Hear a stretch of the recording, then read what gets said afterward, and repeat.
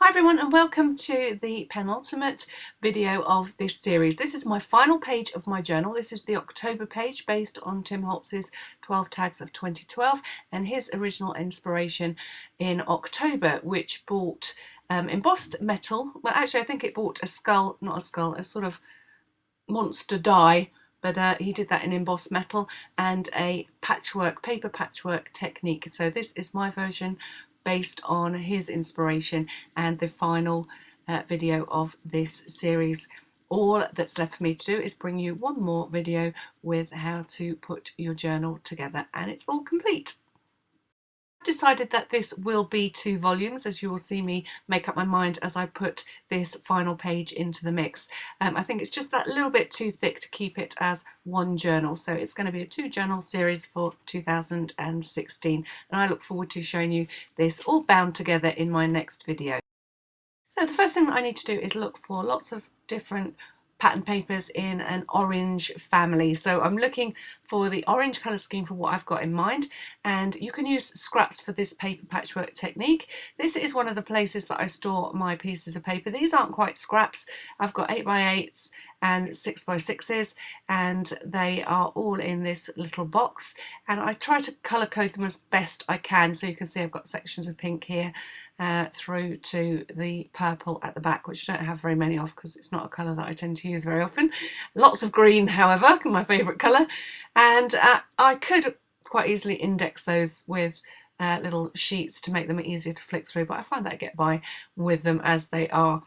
So I'm going to be looking through for either pattern papers that have got orange or yellow in them, or predominantly orange and yellow patterned papers, and I'd quite like the patterns to be quite small. I recently tidied up my scraps of colour, and this is me putting the bits away that I'm not going to use. So a little bit, I'm trying to hold it and put them away at the same time, so you'll have to excuse it's a bit wobbly, but I tend to keep the colours in one little pocket and the patterns in another. So some of these I'm classing as multicoloured patterns. But you can see here I've got all sorts of things. I've got my doilies, I've got glitter card, I've got shimmer card. So I know where to come for all those scraps. This one's got tissue as well as an art palette in there. There's some tissue at the back, and all the colours are stored with the patterns of a particular colour. So red patterns and plain reds, orange patterns and plain orange. So you get the gist of how I store them, but these are definitely more of the scraps rather than the bigger pieces of paper. And I find that I go through this every now and again and throw away the smaller pieces. I don't keep anything too small. So this filing cabinet eventually will match the one on the left-hand side, and this top bit will be tidy once I get that done. So at the moment it's just waiting for a big tidy up. I've been having a big clear out, and these are all my tags waiting to be displayed nicely because I've taken them off my wall. So here's where I am at. These are the papers that I've put together, and I might use all of them. I might use some of them. We'll see as we go along. I'm just having a quick sort through, and I'm going to keep the ones that I think belong together, that will make a nice patchwork. A bit like if you were choosing fabrics for a patchwork quilt. Not quite sure about that one, not too keen on that one. So you get the gist. You need to look for patterns or pattern papers that have got the colours in that you want to use for this technique. So for this particular technique, it doesn't really matter what piece of card I start with, but I'm going to start with a cream card base. Could be any colour because I'm going to cover it up completely, and we're going to cut it to size. The other thing that I thought I'd point out is I'm going to try working on a white background, so let me know what you think. Do you prefer it to the normal messy mat that I work on? It was just a thought to see if it makes things brighter or clearer, makes the colours seem truer. So give us a little bit of feedback and let me know what you think. I promise you though that it won't stay white very long. So I'm starting out by cutting my page, which is 10 1/4 by 7 1/4, and then I want a tag which is 6 inches by 5 1/4 inches. So don't forget, any big scraps, you can store them in your filing system. So 5 1/4, and I've got a page and a tag ready to work on. Then you're going to score your page, so keep it in the landscape position and score it at 5 inches, and then rotate it and score it at 5 inches. Now I chose not to fold this at this point as I'm going to be covering it completely with paper. So we've got a 1/4 inch gusset at the moment. This page actually doesn't end up very bulky, but you are adding bulk by the fact that you're going to be adding lots of different pieces of paper to it. And then it's time to cut sections of your papers, the papers that you've chosen to make your patchwork. You'll have to decide on scale depending on the project that you're doing. So I started out with my largest being 2 inches by 2 inches and then cut everything down from there.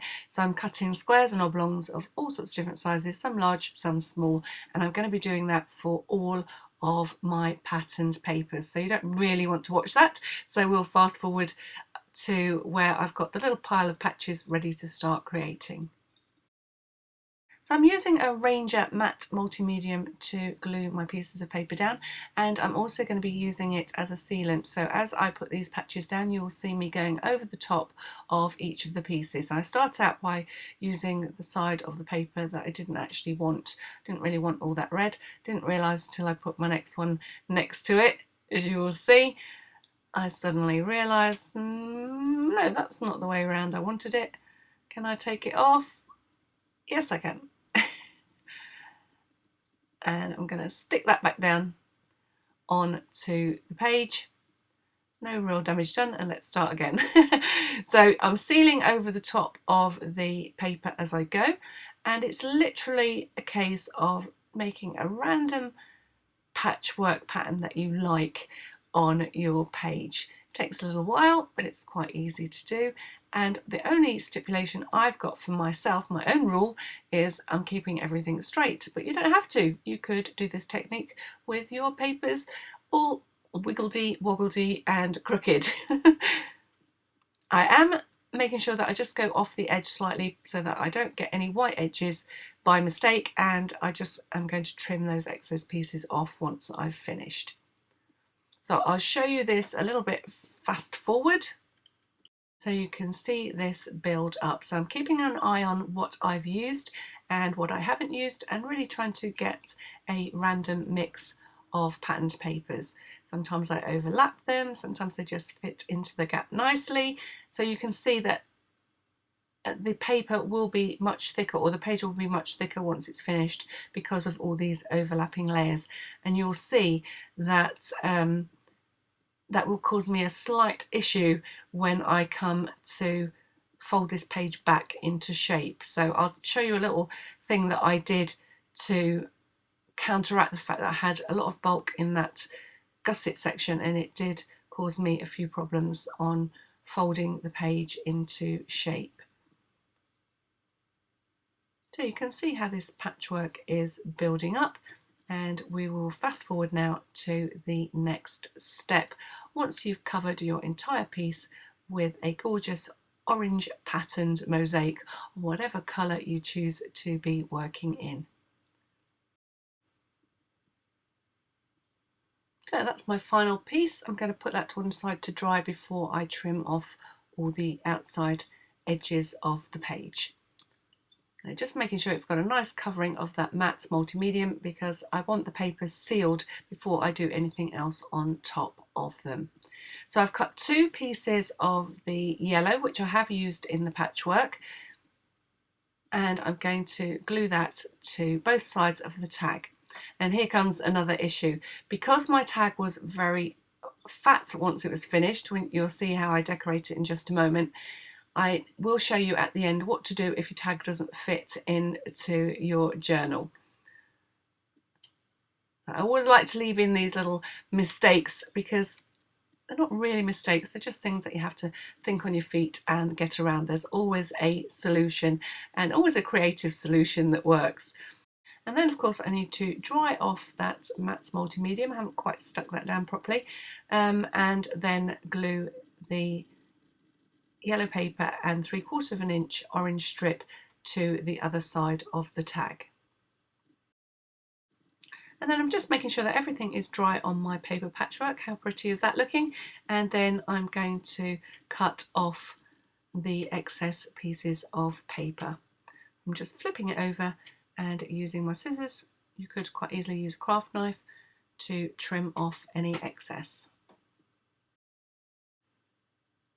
I also decided to cut some extra strips at this point. This is going to be the tag.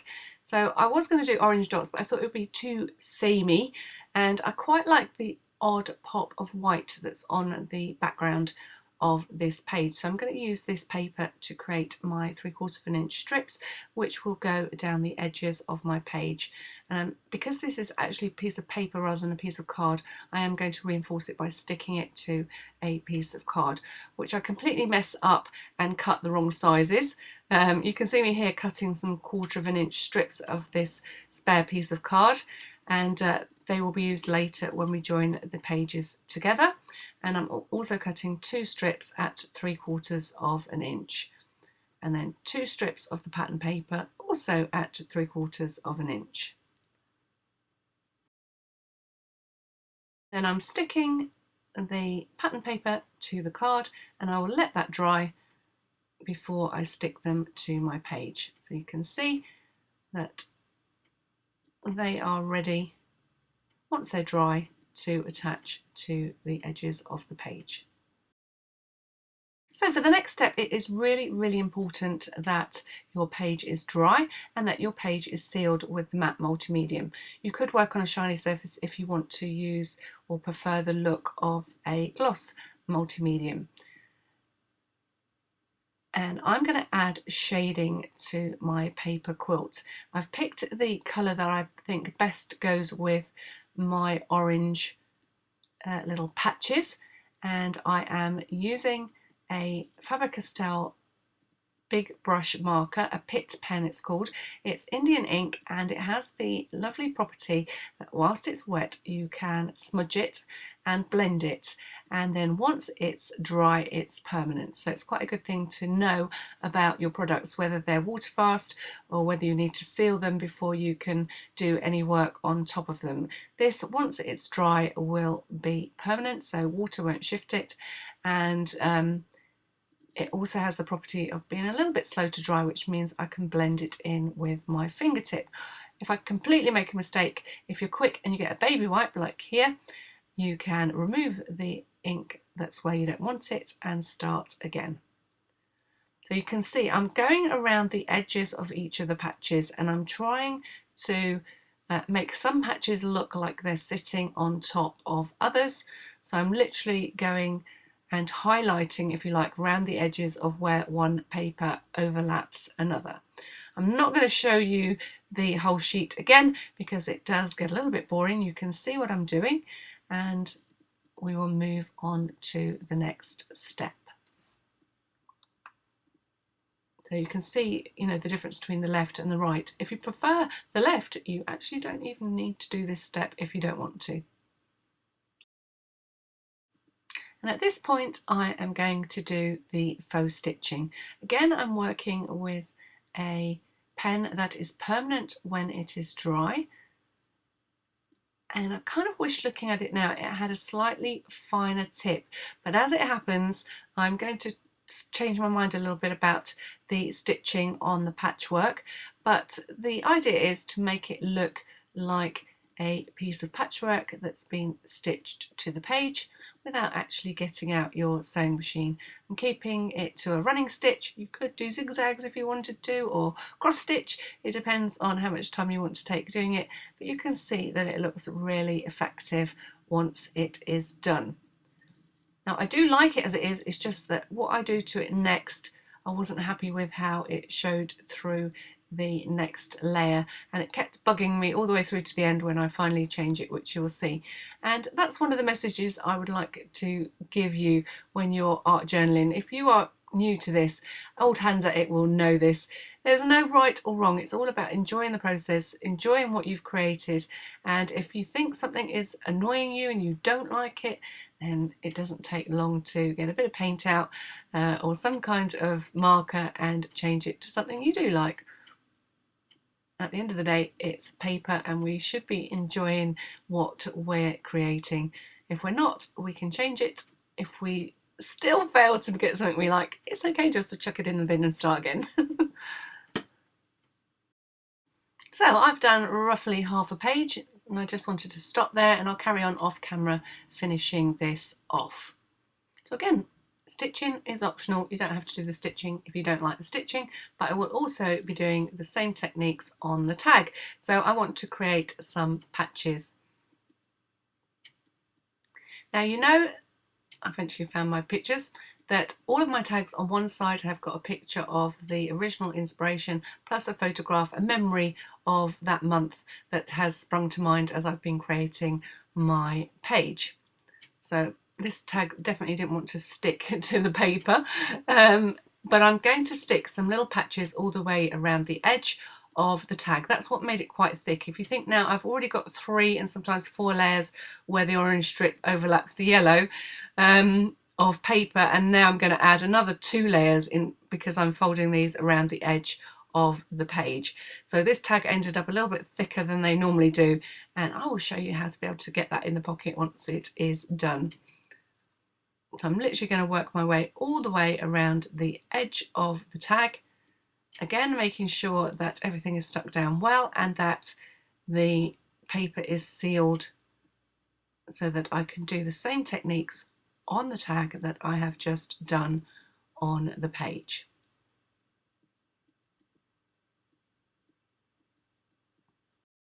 And I'm going to keep going until I get all the way around to the strip at the top on the other side. I'm literally cutting these as I go, just to create a patchwork frame all the way around the edge of my tag. And I'm also re-sticking the strips to the left and right hand edges of my page. Now, if you remember before, I had created these strips and I managed to cut them too short. So here's me just starting again and adding those strips to the top of the page and then cutting them to size so I don't make a mistake. Making sure that I seal the paper so that I can do the same kind of techniques on those strips as I have done on the page. So this is the actual page all finished off and looking lovely. I could almost put that on my bed. And the tag is ready for the picture. Now I just decided I'd prefer the pictures to be slightly smaller so that I can see that nice frame after I've done all that work. So I'm going to make an executive decision and just trim this down slightly. And I'm doing both at the same time. So this is my photograph and the photograph of Tim's original tag, which was my starting point for this October page. And you can see here where all the white paper can easily be thrown away and suddenly I've got a lovely clean surface to work on again. Okay, so sticking that into position and then onto the other side and sticking my picture. And this is a picture of a gorgeous cup of hot chocolate that I had in October this year, actually, on the beach in Cornwall. A lovely bay. It's got a great cafe down there and I think it's called Poldu. And we had a lovely time watching the surfers, picking up pebbles and stones, which I've still got to think of something to do with. I bought home all sorts of different things so that I could make videos with them, and I haven't actually got around to it yet, so I will do eventually. I've got a big bag of lovely beach goodies in order to be able to make some lovely projects which will remind me of that lovely holiday, as well as this tag bringing back memories of being able to sit on the beach in October and enjoy the scenery. I've decided to do a double layer or double row of stitching all the way around to frame the picture of Tim's tag and obviously my picture on the other side. So keeping my journaling simple, I'm writing October misty mornings on the beach with a hot chocolate in my hand, heavenly. I could just have one of those hot chocolates right now, that'd be quite heavenly as well. So because of what I'm going to do next for the actual feature part of this page, I'm going to make this more of a quiet background. And you might think this is a bit of a strange thing to do after all that work, but I hope you'll agree that it works quite well at the end. So I want to knock back the colour without losing too much of the detail of this background. Now it looks like I lost all of the detail and then I brought it back again with a piece of kitchen roll or paper towel. So I'm using some gesso. This one's by Faber-Castell, and I'm adding water to the gesso, and then I'm brushing it over the entire piece and then lifting off. So I'm creating a wash with the gesso, and it just pushes that pattern back a little bit more, makes it less in your face. The colour is less in your face, and then I'm removing and actually creating a little extra texture with my piece of kitchen roll. So if you go over the top and you're quick, you can just add water, which is what I did there, and you can lighten the effect. Then I'm going to dry everything off because it always looks a little bit different when it's dry, and I'm going to make a decision whether to add a little bit more or not at that point. So you can see the difference that that layer has made to the colour. And I felt that I just wanted it to be just a little bit lighter. You can see my wash is very gentle, and just blending that in with my piece of paper. This time I'm literally blending it or rubbing it over the piece. I've got that a little bit heavy-handed there, so spread that around a bit more, and I can just remove any excess that I don't want until I get the misty effect that I'm looking for. So October either makes me think of Halloween or pumpkins, and I've decided to go with pumpkins, which is why I chose the orange theme for my patterned papers. And now I want to make some patchwork pumpkins. So I'm starting out by drawing what I hope looks more like a pumpkin than an apple.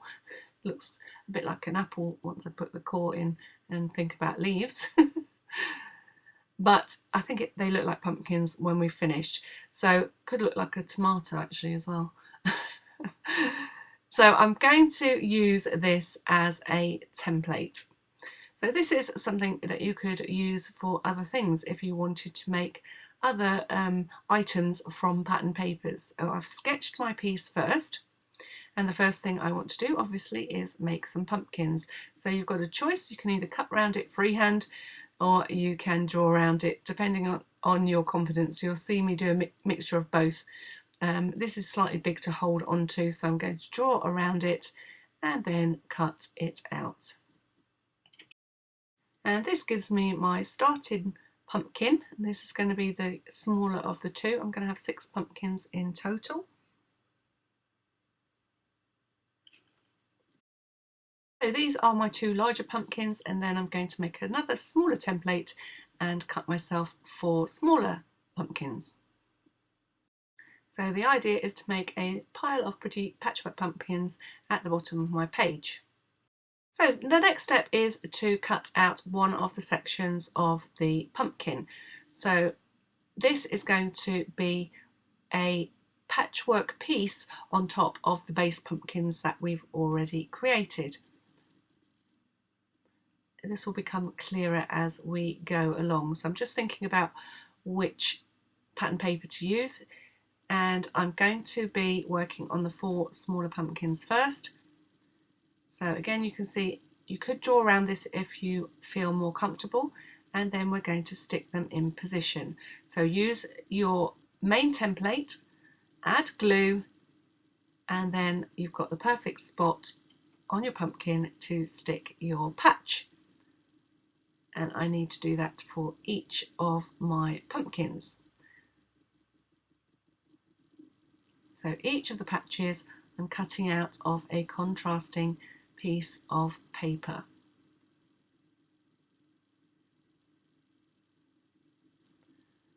So again, I'm going to use the main template to get the position right, add the glue,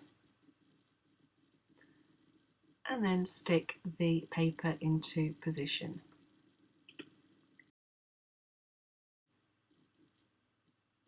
Okay, so they've all got their first piece of patchwork in place.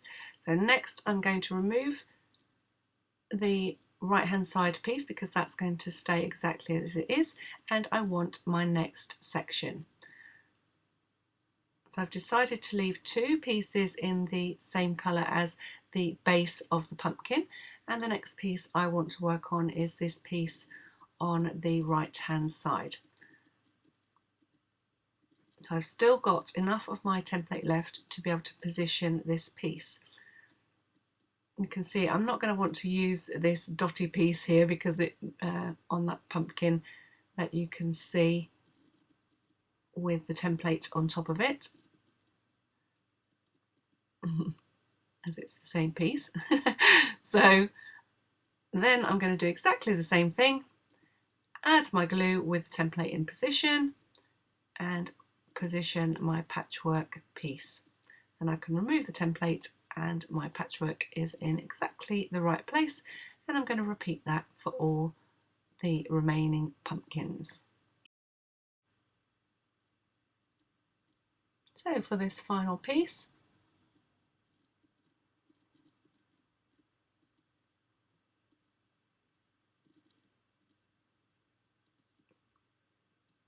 you can see things starting to take shape. Now the biggest tip that I can give you is, particularly if you're working on white, is to make sure you put your template pieces in a safe place.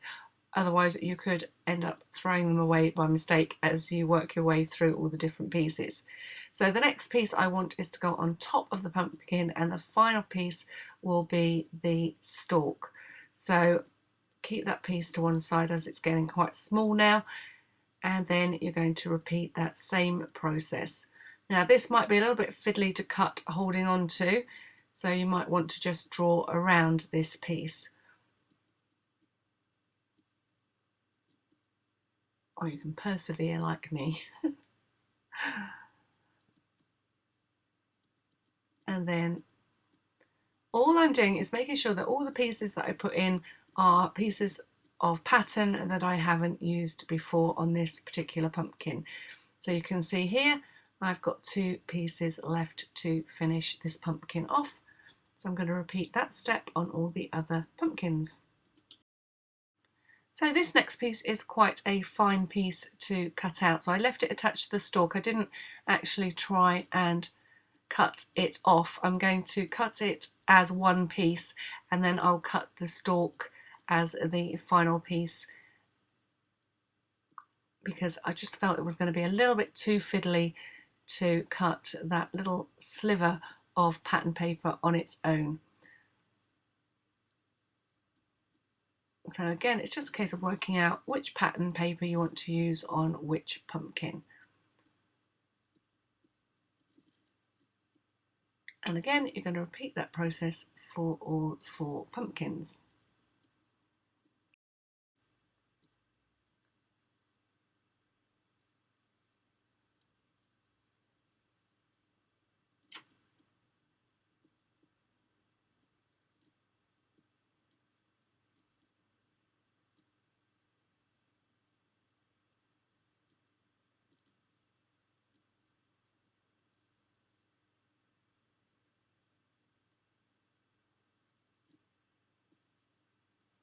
And then last but not least, it's time to trim off the stalk and add a different coloured stalk to each of the 4 pumpkins. And then I'm going to repeat the process for the 2 large pumpkins. Now if you find you can't quite marry these up, it's alright just to trim off, as you'll see me doing here, trim off the original stalk and leave that one proud. And once you've got all your stalks in place, it's okay to go around with your scissors at that point and do any final shaping of your pumpkin that you want. Sort of re-emphasise those sort of segment sections of your patchwork. Cut off any spare bits of paper that sort of go out of the outline that you've created.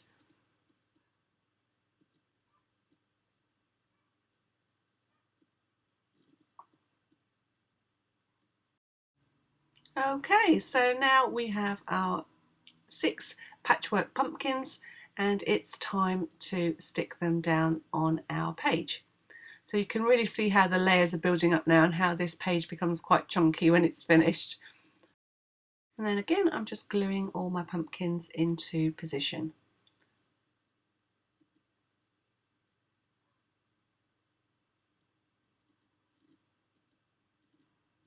And changing my mind and changing it back again. And then once you're happy with where your pumpkins are, you can trim off any excess from the bottom of the page. So you can see now why using the gesso in the background has pushed it into relief, and that the brighter pumpkins on the top are standing out more. So this is where I cover the whole thing with another layer of the matte multi-medium and try, once that's dry, to fold the page into shape. And this is where I had a problem at the bottom. You can see that going on here. I had way too many layers at the bottom of the page. Now what can I do about that? Well, it was a little bit awkward. So I'm going to try and explain to you what I did while I leave this running on my page. So obviously I gave it a good score for the second time and tried to score from the back to see if that would make any difference, and it didn't. So trying to score from the front, and I'm managing to get the piece to work a little bit, but it's really puckering up those pumpkins along that gusset line, and it started to lift the pumpkins away from the page. So I decided to take advantage of that.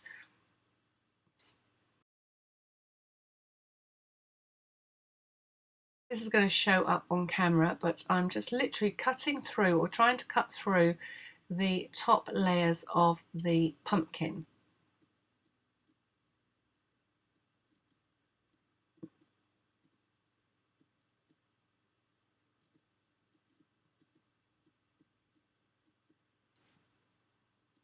And that then enabled me to lift the piece away. And I have to be really careful here, otherwise I'm going to completely ruin my patchwork.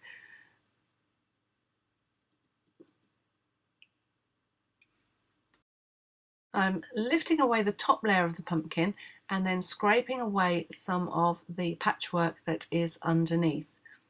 And that way I'm going to reduce the bulk, and hopefully the page will fold a little bit easier and the paper itself won't crinkle up as much. So once I've removed everything that I can, then I'll stick that piece back down into place. So I'm going to take a little bit off the back of the piece itself, and then I can stick that down, and once I've done the bottom bit, hopefully that will fold back up. So I'm also adding the paper strips that will create the depth of pocket that I need for my tag. So I'm going at this present point in time with 3 strips of card, one on top of the other, avoiding the edges of the card by about 1/16 of an inch and the top of the card by about 1/16 of an inch as I trim the strips off, and avoiding the fold by about 1/16 of an inch. So now we're ready to move on and treat the pumpkins in exactly the same way as we did the original patchwork. So starting out by adding some shading. So I really want these pumpkins to pop out from the background layer. So my biggest shade or shadow is right around the complete formation of pumpkins.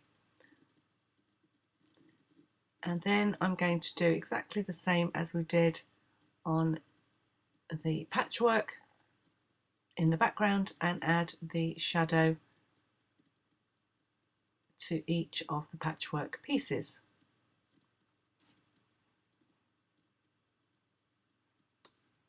Finally, to complete the look, I'm adding the stitching around each segment.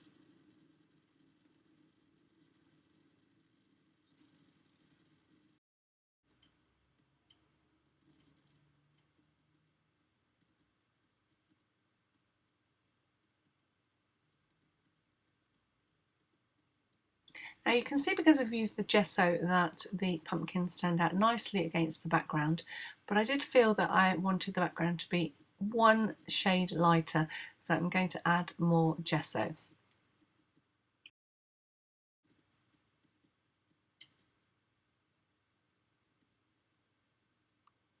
So just avoiding the pumpkins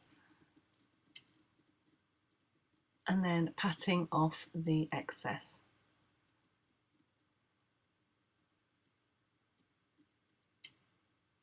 Now, one thing that I did do was not make sure that my black ink was dry, so I did rub off a few stitches on the left-hand side, as you're looking at it now, but I'll put those back in just a moment. So now this is dry, it's okay, it's not impacting on the pumpkin.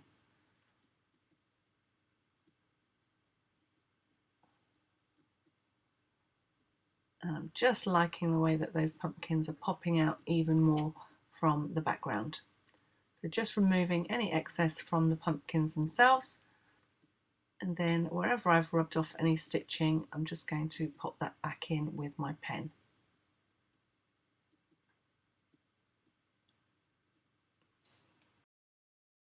I'm also using my Pitt Big Brush marker to emphasise the shadow between the two tiers, if you like, of penguins, of pumpkins. Where did penguins come into that? So I'm going around each of that front row of pumpkins, and then I'm going to go around the pumpkins as they sit on the page.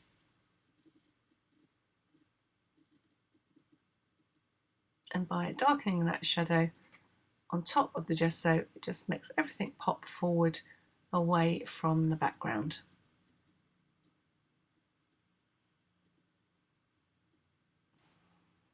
I really love this pen for this technique, and I'm also going to use it just to frame the entire piece by working my way right around the edge of the page and along the edge of the paper strip.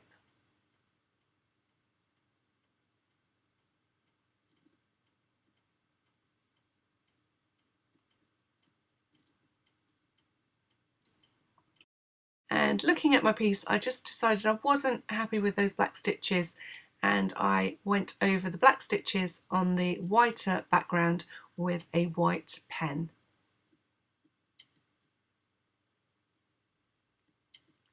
And I liked that look with the gesso much more.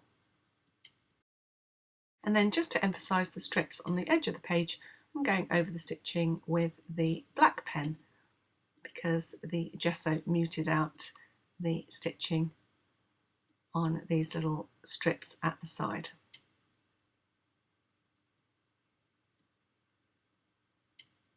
And of course, putting back in the stitching that I wiped off on the pumpkin.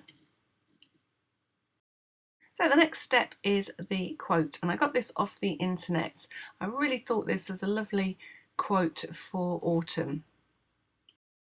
So I'm using some letter stamps in order to do this, and a VersaFine ink pad, and just be a little bit careful because VersaFine does take a little bit longer to dry than perhaps an archival ink, which I could have used. My archival ink is getting a little bit older and I need a new one, so it's not always as black as I'd like it to be.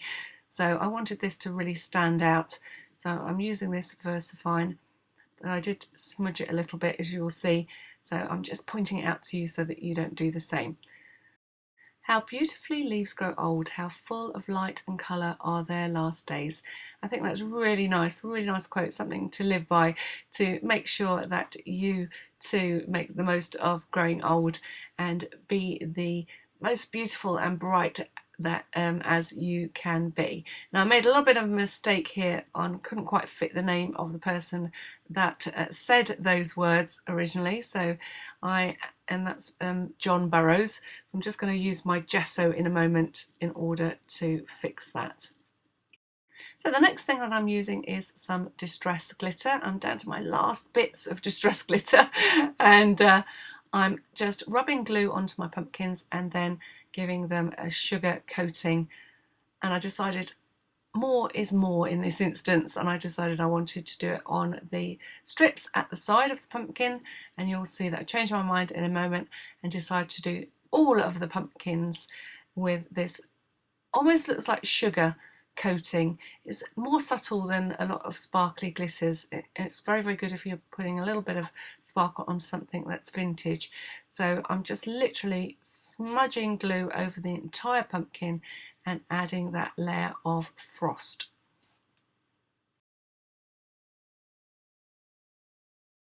Then I decided to add a little bit of water to some black and white acrylic paint and just splatter it over the page. So I've got a little bit of white splatter and a little bit of black. Keep testing to see that I'm going to be able to close this page.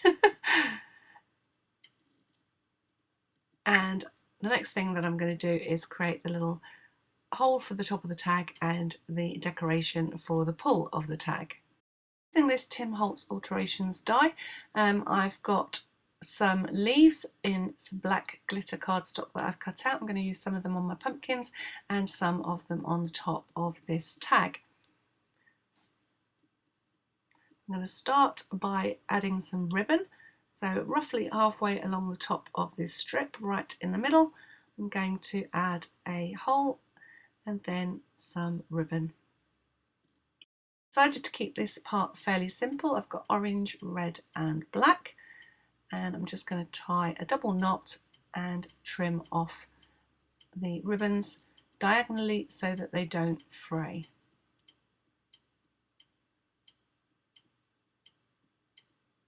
I might trim this off once the book's all together if they look a little bit long, but for now I'm happy with that. And I also want to put October 2016 along the edge of the tag, exactly as I have with all of the others.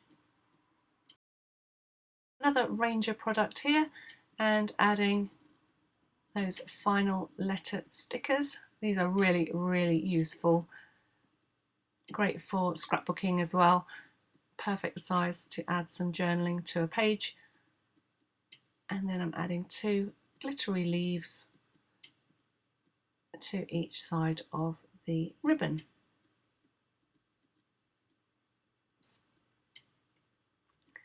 And then I also want to add some of these to my pumpkins. So I'm going to place them first and then attach them using some foam pad or some pieces of foam pad.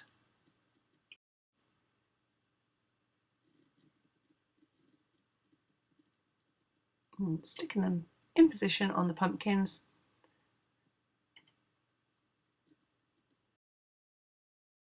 And then using a fine paintbrush and some black acrylic paint, I'm adding some tendrils to the tops of these pumpkins.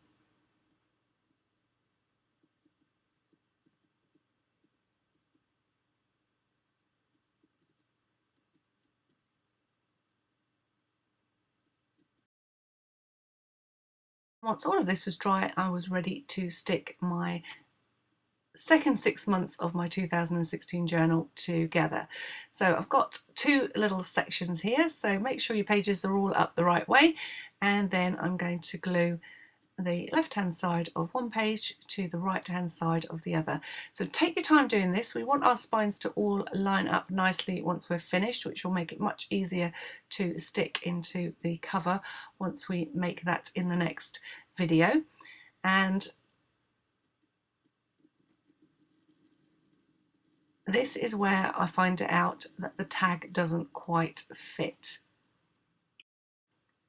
So this page will be the page that houses the September tag.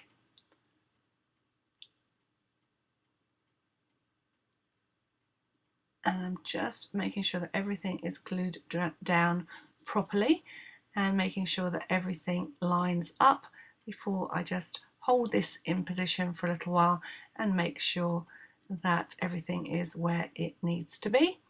And then once that was dry, I did exactly the same process, joining October to November.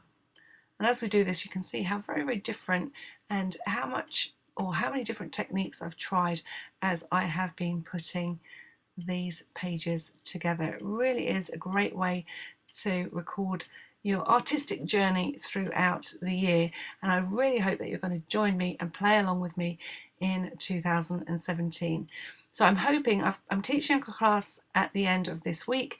I'm hoping to get that video for the cover of this in the next 7 days, and then I will give you a start date for the journal for 2017. So I'm going for the third week, the end of the third week in February, but I'll give you a proper date on my next video. So again, I'm just making sure both sides are glued together. Now, when you're doing this, you can pop your tags in like I did to make sure that they fit, but then take them out while they dry. Definitely don't use double-sided tape for this because it has a sticky residue, and you'll find that over time your tags will stick in the pockets forever. I have done that before. So you can see here how thick this is, which is why I decided to make this into 2 volumes, but you can make 1 if you want to. I'm going for 2. So just testing the tag on the September page and then popping that out for it to dry, and then you can see here how I'm really struggling with this one. It's really sticking. Actually, it looks easier on camera, but I really did have to force that in, and I wasn't happy with how sticky it was. So I am going to quickly, whilst this is still tacky, peel it apart and add another 2 layers to the U shape that we created to lift or to separate the 2 pages into a pocket. So I'm making the pocket deeper. So I've cut 6 more strips and I'm piling them on top of the original strips. Again, avoiding the fold of the page and avoiding the edge of the pockets.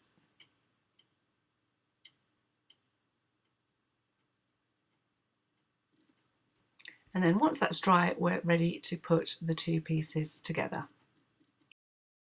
Here we go for take 2, and just popping that inside, much easier. Again, I'm just leaving it out whilst the whole thing dries.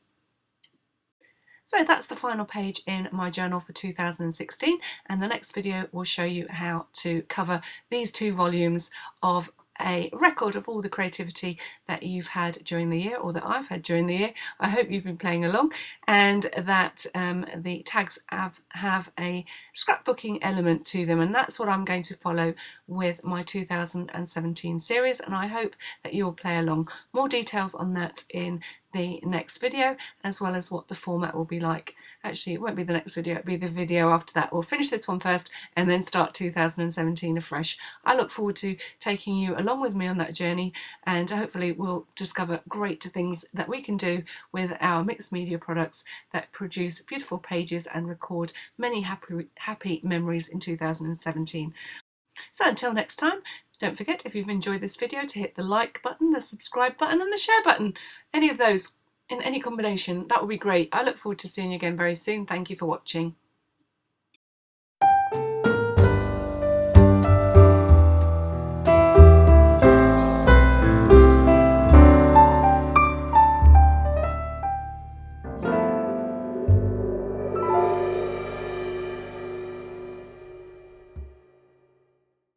So click on this link if you want to check out the full playlist for this Journal 2016 series, and then this link, a bit ahead of myself there, will take you to this canvas and how I created that. Another great mixed media project, lovely, lots of painty fun in that one. And then last but not least, I hope that you'll pop over to my Etsy shop and see what's on sale over there in the way of workshops and this new venture. I've got 2 sets of tutorials with stamps for sale. This is the mushroom stamp set from Rubber Dance, or you will get the mushroom stamps from Rubber Dance, as well as 10 tutorials from me that will show you lots of different techniques and lots of different ways of using your stamps. So helping make the most out of that purchase.